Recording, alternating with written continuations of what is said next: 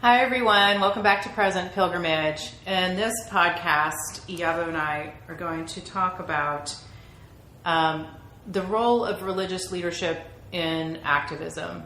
And I'm proud to say, as a person, a religious leader, and a person who works in the field of religion and faith, that's a very important part of being a person of faith for me, is not just talking about it in institutions of higher learning or in the church, but actually going out and putting your money where your mouth is, taking the actions, representing those values, and protesting against the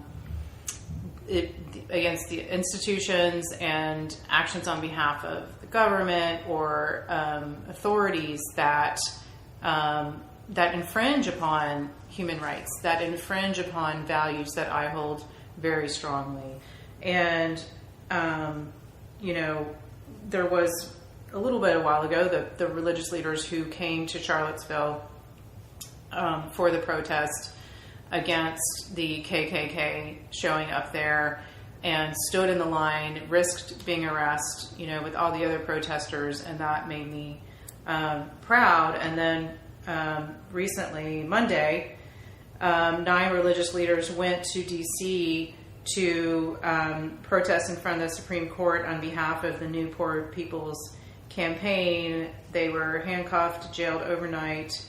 They were among 100 people arrested as part of protests against poverty and racism. So those are very large thematic issues and topics that we talk about a lot here. This particular one was in reaction to the Supreme Court upholding the laws that Ohio has put in place to encourage voter suppression and to purge voting rolls from. I have to look up exactly why, but basically it's a very controversial decision, and many people feel that it's basically legalizing voter suppression, which is a very serious thing. Right. So these religious leaders came out and protested and then were arrested. So for me, as someone who teaches at Candler Seminary, Iyabo went there. I feel like there is an open culture there to really talk about these issues. And I also feel called to then put the next step of, okay, so what are we going to do about this? How do we put this into action? How do we act out what our beliefs are? I think that clergy has a role in culture shifting, right? So the same way the media influences us, the same way Hollywood influences us, civil rights happened in this country because of the role of the black church. The black church, Martin Luther King was a preacher. He was part of this whole thing that says, no, you're going to see us and treat us like people and have it on the books. Yeah. Tracy Blackman she is a pastor in Ferguson, Missouri. Starsky Wilson, I think his last name is, also a pastor in that area. And then William Barber is leading the Poor People's Campaign, and he is just an amazing human being. But even when you look at it globally, the Dalai Lama is very political. And he's not just political about stuff going on between Tibet and China. He talks about morality and values for the world. As the Buddhist leader, our current Pope also talks about a lot of things that affect marginalized communities, and he is an extremely popular and beloved Pope. I think of the Catholic Church, just made a statement about the separation of families at the border, saying that it was morally wrong. So they spoke out against it. Right. So morality is an issue in this. And then Desmond Tutu in South Africa is a big political figure. So this issue of morality, on the one hand, I don't like the whole puritanical approach of trying to condemn people, but on the Right. other hand, Yes. I think religious leaders must stand up for values that uphold human life in society.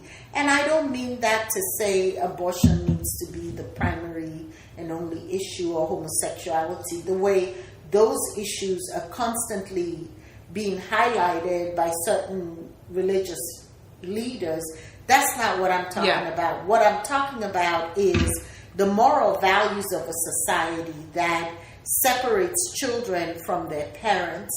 Jennifer and I were doing some research on this earlier because we're particularly disturbed by the children that are being held in this Walmart, converted Walmart in Texas, where the government is facing an issue of a huge spike in youths between 10 and 17, mostly boys, coming through the border undocumented. There's been a 600% increase, according to one statistic, since last year. Prior to last year, when families came in with children at the border, they just released them. But because of gang violence, and this is why Sessions, the AG, says gang violence and domestic violence are not reasons to grant asylum. These are people, these kids are seeking asylum in the USA. Okay, this is different than the normal, what we think of when we think of people coming from the Mexico border, coming through the Mexico border, just wanting to be in America for any good reason. These are people, young boys seeking asylum from gangs that are saying, join us or we'll kill you, right? Yeah. And we are separating them from their families, and we're keeping them in a place that used to be a Walmart in cots and cages, and they're not being treated right. And so these leaders are protesting this and voter suppression because it is immoral for a country that has a Lady Liberty statue that says, bring me your huddled masses, to now say, because you're a Latin American boy, ages 10 to 17, we will not grant you asylum because you're running away from a gang. Yeah, so my fear is that the rationale that Jeff Sessions and other members of the Trump administration are making to separate out these families, to introduce this new way of handling refugees coming in, is to make money off of privatization of prisons and detainees or holding cells, whatever you want to call them, whatever the system is. It's basically benefiting the increase in prison privatization and whoever's making money behind that. And as Yabo and I, well know, and hopefully some of you are aware, the U.S. has by far the largest rate of incarceration, mass incarceration in the world. I mean, the comparison is just, you can't even compare to the next country. No. So my fear is that these young people coming in, these families coming in, running from violence for fear of their lives, seeking asylum as refugees, are just going to be funneled into a system that can profit off of them, and what they are seeking, what they are hoping for, what our nation stands for, is not going to be granted to them.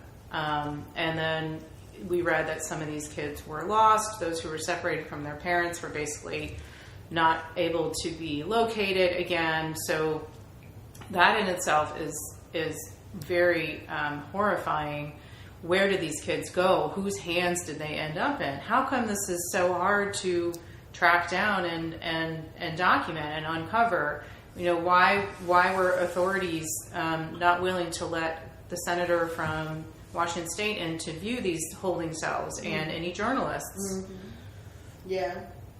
And it feels heavy. It feels sad.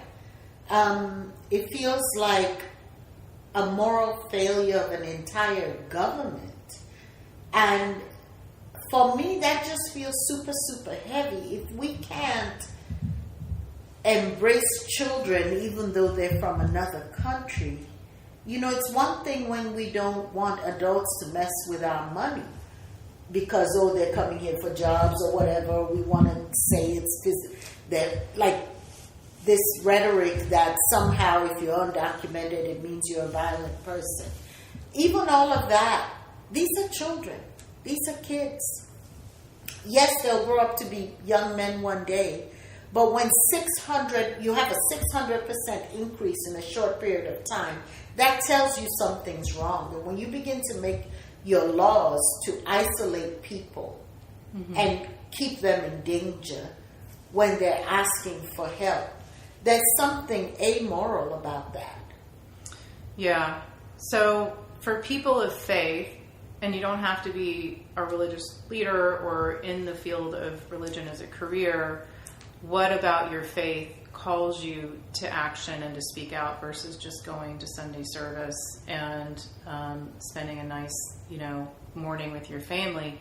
What about those profession and values call you to take action in protecting the rights of the innocent and human rights and everything that I feel our country stands for? I feel like it's an obligation. That is something that we need to do.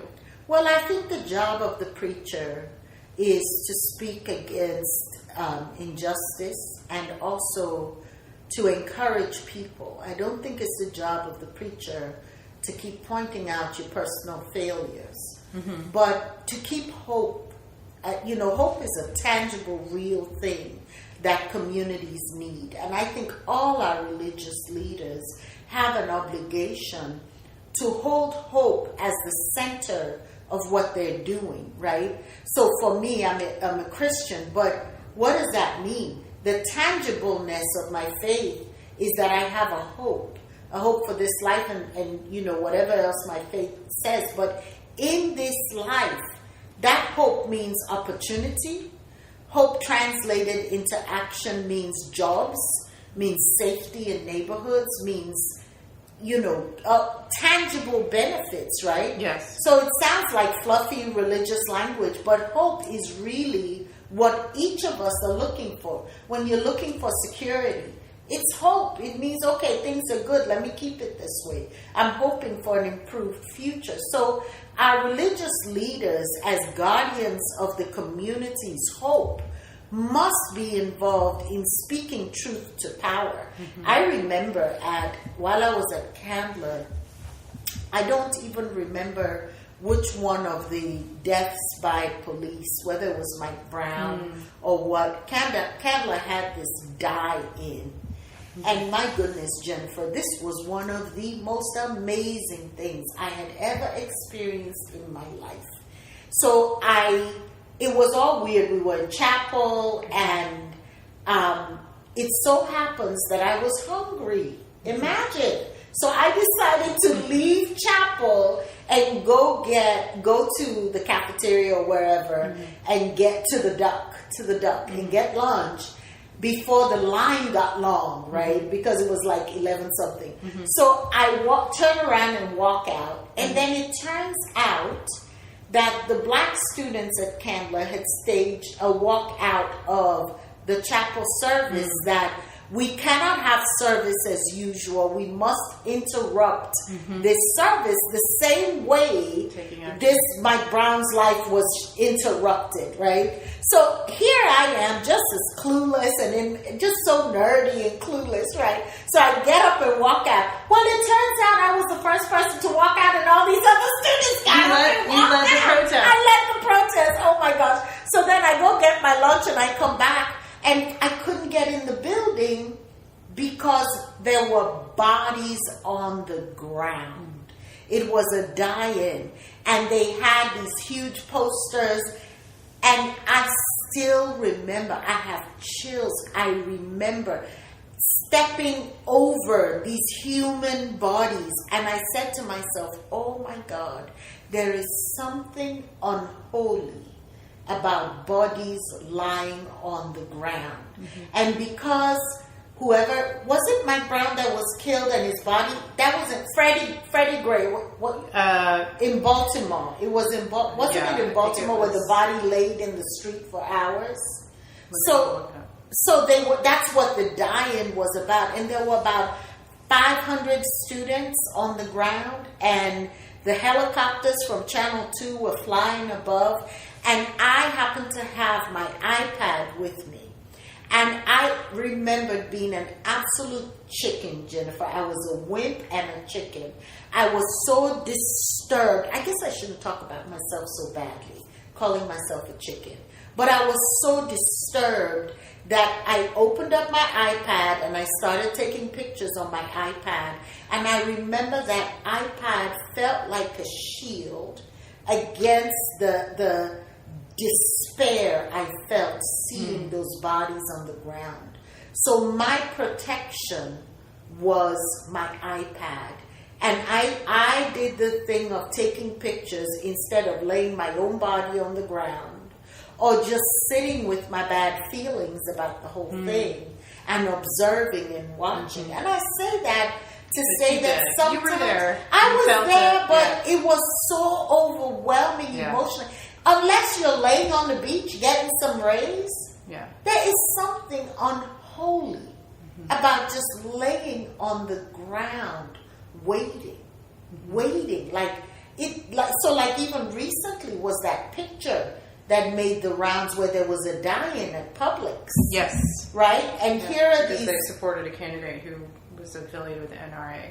And here are these lovely white ladies. We've got to get the milk. Getting the fruit from the produce section, stepping over the bodies.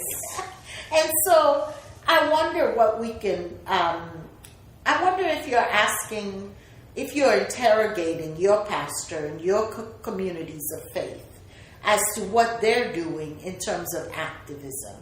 What does your church do? One of the churches in this area, North Decatur Presbyterian, has a mural out front the church that is a ribbon and a name of each and every person that has been killed by gun violence in Georgia in the last year. That's a form of activism. And the pastor of that church is involved in a lot of activism. That whole church is very social justice oriented. Yeah.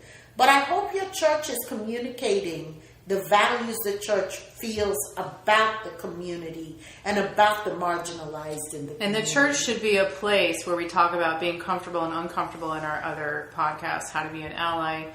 It's not a place to feel comfortable all the time. I don't think a church should be that way. No. And, feeling uncomfortable can be a beautiful thing because it can lead to revelation. It can lead to transformation. Yes. So don't be afraid of being uncomfortable. And especially at church when you have, there are some serious hard conversations that should be had, especially in the world today. Yeah. Thanks for joining us on Present Pilgrimage. Have a lovely time. Bye.